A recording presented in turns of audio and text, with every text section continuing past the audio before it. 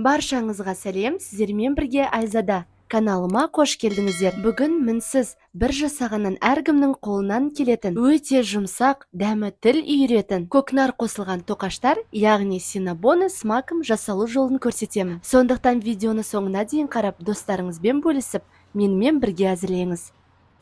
Шұңғыл ыдысқа шамамен 37 градустағы 300 мл сүтті құямыз. 7 грамм ашытқы, 100 грамм қант, 1 шай қасық тұз, 80 грамм ертілген сары май, 2 дана жұмыртқаны қосып жақсылап араластырып аламыз.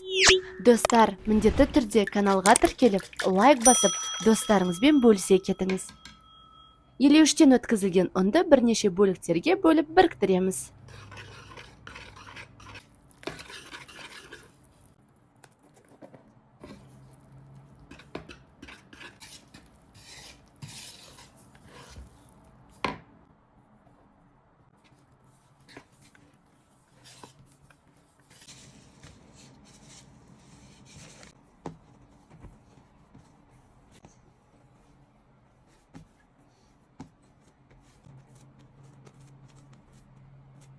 Мінсіз қолға жабыспайтын жұмсақ қамырды жылы жерге 1 сағатқа жібереміз.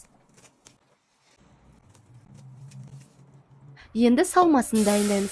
Қазанға 300 мл сүт, 200 грамм макты қосып қайнатамыз. Бір бұрқылдағаннан кейін төменгі отта 1 сағат қайнатуымыз қажет.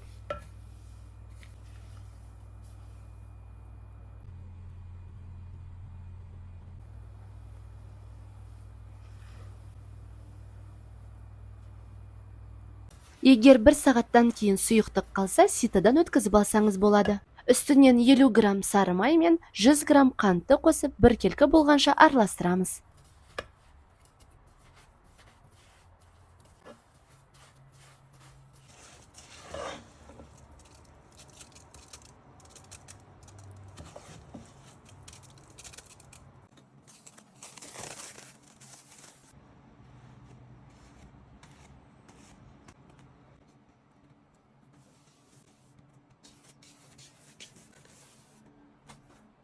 Қамырдың пішінін 4-1 көлемде, ал қалыңдығы шамамен 5 мм-де етіп жайып аламыз.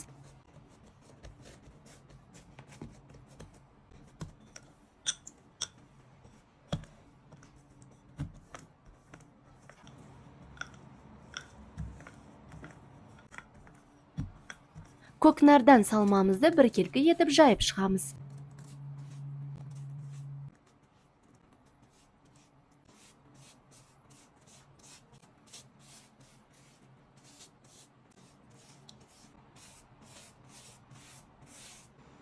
Шетінен бастап видеодағыдай орап шығуымыз қажет.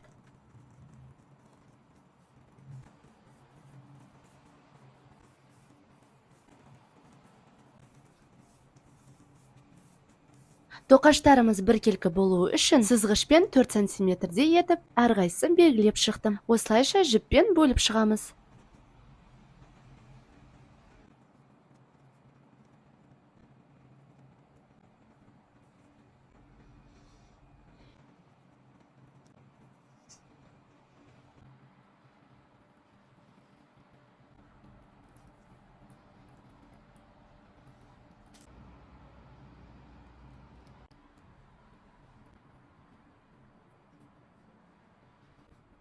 Сары уызбен жан-жақтарын жағып, 180 градуста қызып тұрған пешке жарты сағатқа жібереміз.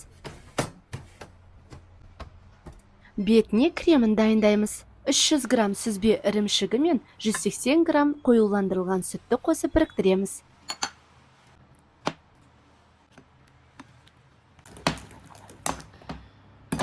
Әр тоқаштың үстінен молынан етіп жағып шығамыз.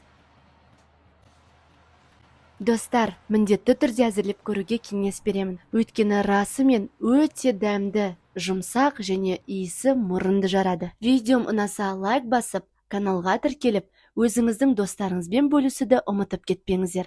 Аман, сау болыңыздар.